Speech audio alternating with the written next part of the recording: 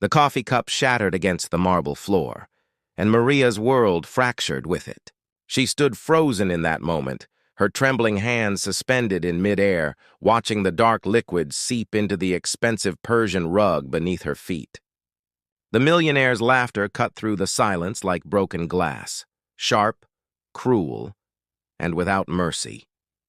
"You stupid girl," he sneered, his tailored suit catching the light of the Crystal Palace restaurant as he leaned back in his leather chair. "You can't even carry a cup without destroying it. How do you expect to do anything with your pathetic life?" Maria felt the weight of his words settle on her chest like stones, each syllable pressing down, making it harder to breathe. She was 26 years old, working 3 jobs to support her sick mother back home, struggling to keep her family afloat in a city that seemed determined to swallow her whole. And yet, in that single moment of humiliation, surrounded by the whispers of other diners and the knowing glances of her co-workers, something deep inside her refused to break completely. If you believe in second chances and the transformative power of kindness, please like this video, comment below, subscribe to our channel, and share this story with someone who needs to hear it. Let's build a community that lifts people up instead of tearing them down. The man sitting across from the millionaire was different. While his friend had ordered his usual with contempt, this man had watched the interaction with something resembling shame in his eyes. His name was David Chin, a film producer from Singapore who had built a reputation for creating documentaries that changed hearts and minds. He was in the city for a conference, meeting with his old college friend Marcus, the millionaire whose family wealth came from real estate and whose empathy seemed to have been purchased away years ago. David had noticed Maria the moment she'd walked to their table that morning, not because of her appearance, but because of something she carried within her, despite her obvious exhaustion. There was a quiet determination in the way she moved, a grace that didn't belong in that moment of degradation. After Marcus stormed out of the restaurant, leaving a pittance of a tip on the table, David didn't leave immediately. He sat there, watching Maria clean up the broken porcelain, watching her eyes glisten with unshed tears as she whispered an apology to the restaurant manager for the accident. That's when David made a decision that would alter the trajectory of both their lives. He caught her attention and asked her something unexpected. "Can you speak any languages besides English?" Maria's confusion was evident, but something in his gentle tone made her answer honestly. She spoke Spanish fluently, her native language from growing up in a small town in Mexico before immigrating 7 years ago.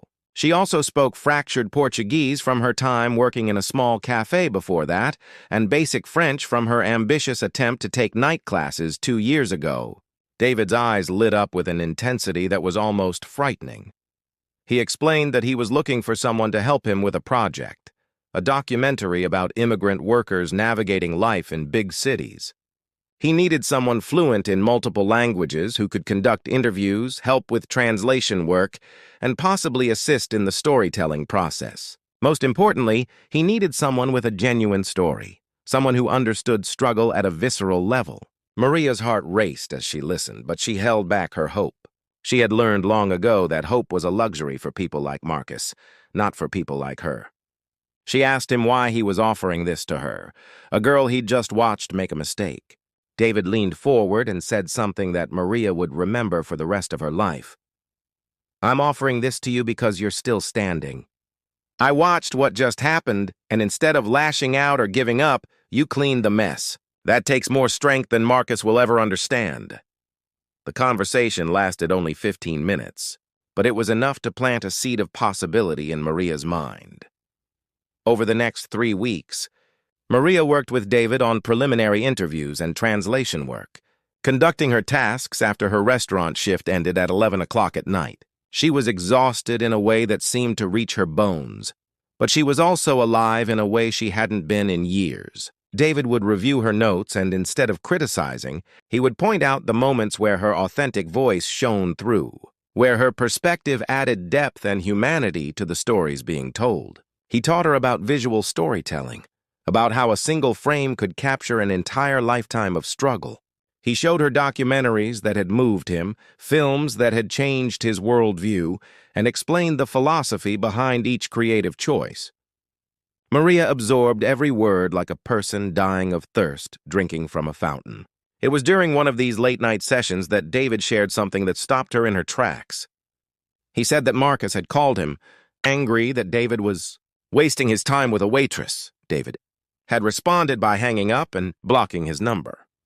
The real turning point came when David invited Maria to assist him during an actual filming session. They were documenting the story of an elderly Chinese woman who had come to the city alone at 72 years old after losing her husband. Determined to find a job and send money to her grandchildren in Beijing, Maria conducted the interview and something magical happened. The camera captured an intimate conversation between two women separated by culture and circumstance, but connected by the universal experience of being underestimated and fighting anyway. When David reviewed the footage, he saw something extraordinary. Maria wasn't just translating words. She was translating souls, the emotions, the unspoken fears, the quiet resilience. She was a natural storyteller. And more than that, she was authentic in a way that could never be learned or manufactured. Weeks turned into months, and Maria gradually transformed from a waitress drowning in desperation into a junior producer and translator for David's documentary. Her mother's medical bills were paid. Her siblings were able to attend better schools. But more importantly, Maria had discovered something about herself that Marcus's cruelty had almost buried forever. She had a gift. Her perspective, forged in the fires of struggle, was exactly what the world needed to hear. The documentary premiered at an international film festival to standing ovations. Critics praised the remarkable authenticity and unprecedented access to genuine human emotion.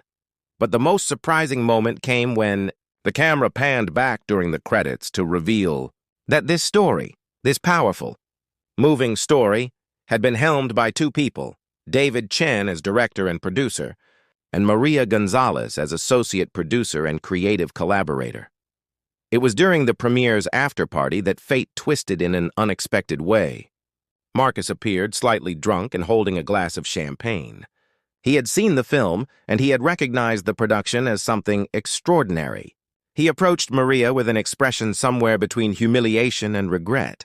What he said next would have meant nothing to the old Maria, the one still carrying invisible chains. But this Maria, this new version of herself that had been forged through kindness and opportunity, simply smiled and said nothing. She didn't need his apology. She didn't need his acknowledgement. She had already translated his judgment into proof of what she was capable of becoming. 6 months later, Maria sat in a director's chair for the first time, filming her own documentary, a project entirely her own. It was about kitchen workers, dishwashers, and servers across the city, the invisible backbone of the service industry. The film was raw and beautiful and undeniably powerful. It premiered to equal acclaim, and major production companies began reaching out for collaboration. Maria signed with one of them, but under one condition: David would always have a seat at the creative table. Loyalty, she had learned, mattered more than success alone. The day before her big Hollywood deal was finalized, Maria received a package. Inside was a photograph from the night of the restaurant incident, taken by a customer who had witnessed everything. In the image, Maria was bending down to clean the broken cup, and though you couldn't see her face clearly, something in her posture spoke of quiet dignity. Attached to the photo was a handwritten note from David. "This is the moment I knew.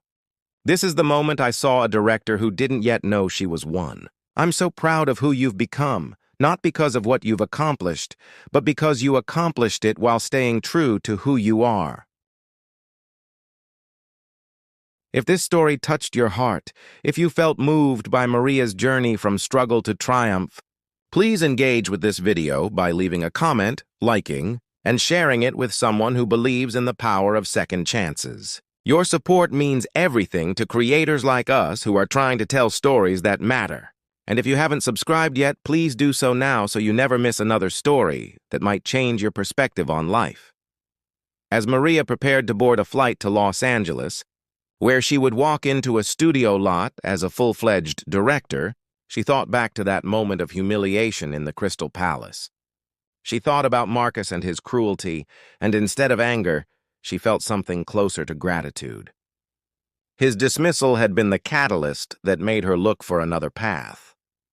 His cruelty had forced her to develop the resilience that would later serve her storytelling. Sometimes, she realized, the people who hurt us are actually teaching us lessons we desperately need to learn.